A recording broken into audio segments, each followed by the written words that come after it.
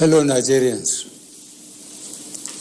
it has become necessary for me to address you, having heard from many concerned Nigerians and having concluded a meeting with all the security chiefs. I must warn those who have hijacked and misdirected the initial, genuine and well-intended protest of some of our youth in parts of the country against the excesses of some members of the now disbanded Special Anti-Robbery Squad, SARS.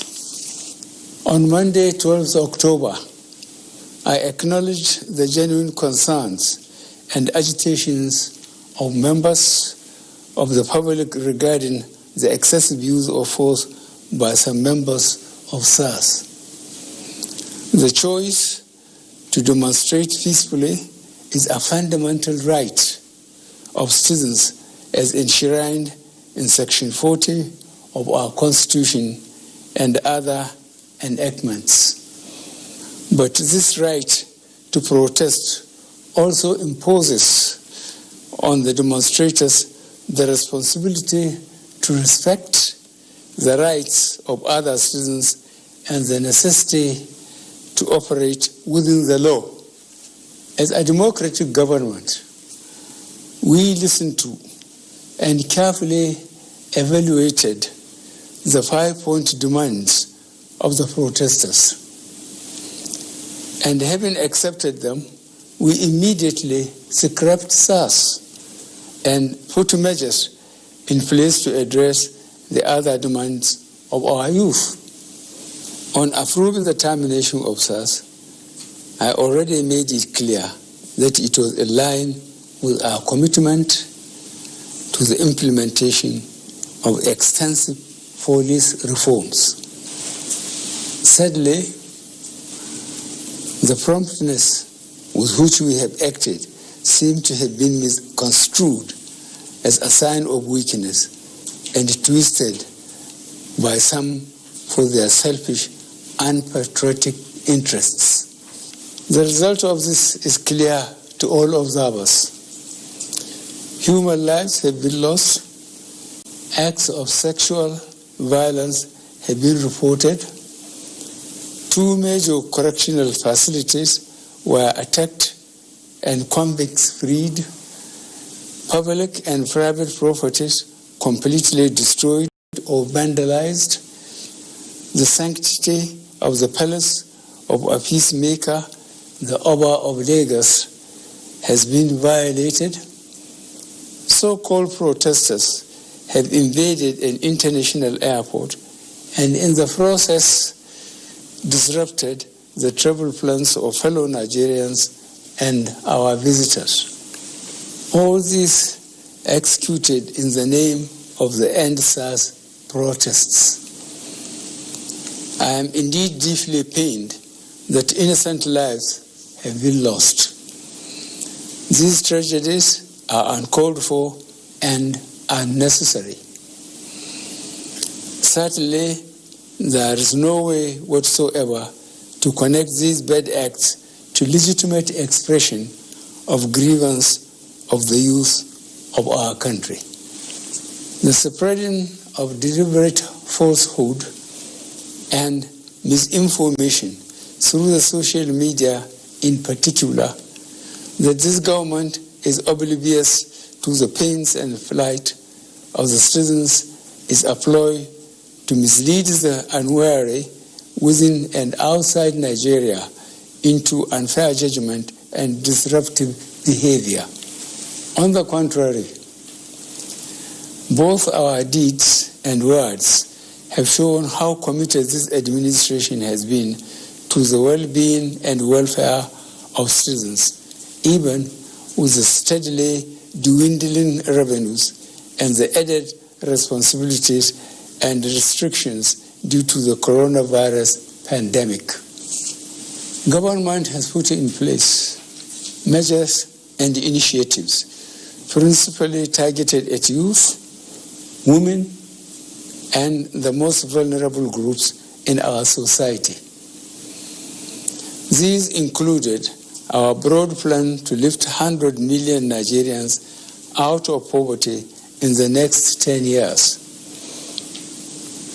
The creation of 75 billion Naira National Youth Investment Fund to provide opportunities for the youth and the micro, small, and medium enterprises survival fund, through which government is A, paying 3 months' salaries of the staff of the 100,000 micro, small, and medium enterprises. B, paying for the registration of 250,000 businesses at the Corporate Affairs Commission. C, giving a grant of 30,000 Naira to 100,000 artisans. And D, guaranteeing market for the products of traders. These are in addition to many other initiatives, such as A, farmer money, B, trader money, C, market money, D, N-Power, E, N-Tech, and F, N-Agro.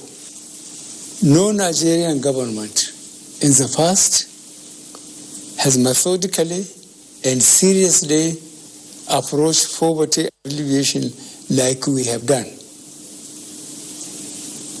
With regards to the welfare of police personnel, the National Salaries, Income and Wages Commission has been directed to expedite action on the finalization of the new salary structure of the members of the police force.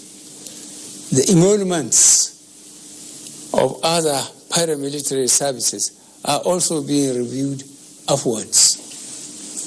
In order to underscore the importance of education in preparing youth for the future, this administration has come up with a new salary structure and other incentives for our teachers. Let me at this point reaffirm the federal government's commitment to preserving the unity of this country.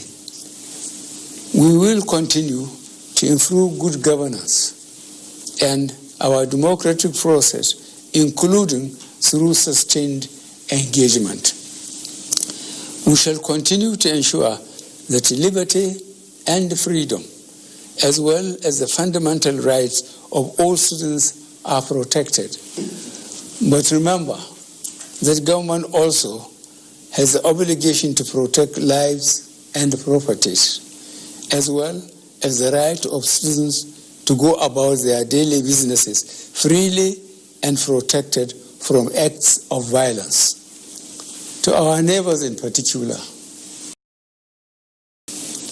and members of the international community, many of whom have expressed concern about the ongoing development in Nigeria, we thank you and urge you all to seek to know all the facts available before taking a position or rushing to judgment and making hasty pronouncements.